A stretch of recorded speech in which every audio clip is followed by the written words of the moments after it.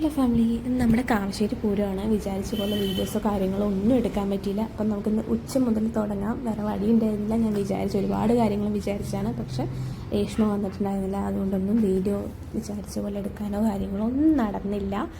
സാമ്പിളിൽ പോയിട്ട് തന്നെ നമ്മൾ അവിടെ കുടുങ്ങിയതുകൊണ്ട് രേഷ്മയ്ക്ക് വരാൻ പറ്റിയില്ല. ഉണ്ണിക്കുട്ടൻ ഭയങ്കര സീനായിരുന്നു. അതുകൊണ്ട് നമ്മുടെ വീഡിയോ കാര്യങ്ങളൊന്നും ഞാൻ പിന്നെ ലേറ്റായി വീട്ടിലെത്താൻ. ഒരു 9 മണിയൊക്കെ ആയി. പിന്നെ മേമ വരാമെന്ന് പറഞ്ഞിട്ട് മേമയും വൈകി. ഇതെൻ്റെ മേമയുടെ മോനാണ്. ഇന്ന് അവൻ്റെ ബർത്ത്ഡേ ആണ്. അപ്പം ഞങ്ങൾ പൂരം കാണാൻ പോകുന്നതിന് മുമ്പായിട്ട് ഒന്ന് കേക്കൊക്കെ കട്ട് ചെയ്ത് സെറ്റാക്കിയിട്ട് പോകാമെന്ന് വിചാരിച്ചു. കേക്ക് കട്ട് ചെയ്യുന്ന ആൾക്ക് പനിയാണ്, പാവം. അതുകൊണ്ട് ഒരുപാട് അങ്ങോട്ട് മുഖത്ത് വലിയ എക്സ്പ്രഷൻ ഇല്ല. പനിയാണ്, ഒട്ടും വയ്യ. പക്ഷെ പൂരം കാണാൻ വരണം എന്നുള്ള അതിയായ ആഗ്രഹം കൊണ്ട് ആൾ വന്നതാണ്. സ്വത്തൂട്ടിയും അങ്ങനെ റിച്ചുക്കുട്ടനും കൂടെ കേക്കൊക്കെ കട്ട് ചെയ്തു. ഇങ്ങനെ ബർത്ത്ഡേ ഒന്നും ഇവിടെ ഒന്നും ഇതുവരെ കട്ട് ചെയ്തിട്ടില്ല. അപ്പം അങ്ങനെ എല്ലാവർക്കും ആഗ്രഹം അവന് കൊടുക്കണമെന്ന്. എന്നാൽ പിന്നെ അതിലൊരു കുറവ് വരുത്തുണ്ടാവുന്നുണ്ട്. ഓരോരുത്തരായി ഞങ്ങൾ പൂരം കാണാൻ റെഡിയായി നിൽക്കുകയാണ് കേട്ടോ. അപ്പോൾ ഓരോരുത്തരായിട്ട് അവന് കേക്കൊക്കെ കൊടുത്തു. ഗൈസ്, നമുക്കെന്ന് കാവശ്ശേരി പൂരം കണ്ടിട്ട് വന്നാലോ? അതാണ്. അപ്പോൾ നമ്മളിന് പോണത് കാവശ്ശേരി പൂരത്തിൻ്റെ ഫയർ കാണാൻ.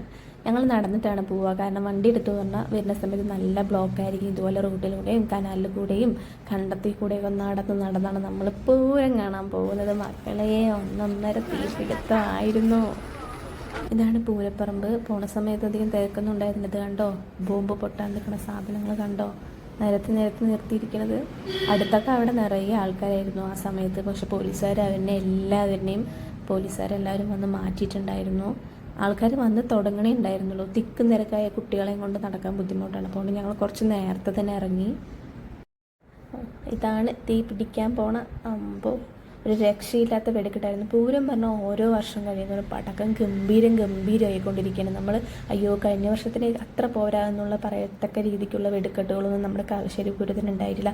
ഓരോ പ്രാവശ്യവും എന്താ പറയുക, ദ ബെസ്റ്റ് ആയിക്കൊണ്ടിരിക്കുകയാണ് കാവശ്ശേരി പൂരം. ഇങ്ങനെ യന്ത്രവും ആ ഭാഗത്തേക്കൊന്നും ഞങ്ങൾ പോയേ ഇല്ല. നല്ല തിരക്കായിരുന്നു ആ ഭാഗത്ത്.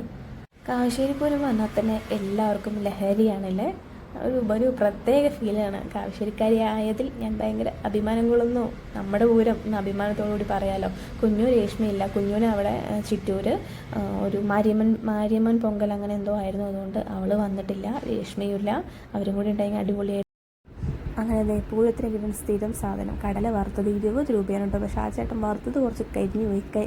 ചില ഭാഗങ്ങളൊക്കെ നന്നായി കരിഞ്ഞിട്ടുണ്ടായിരുന്നു.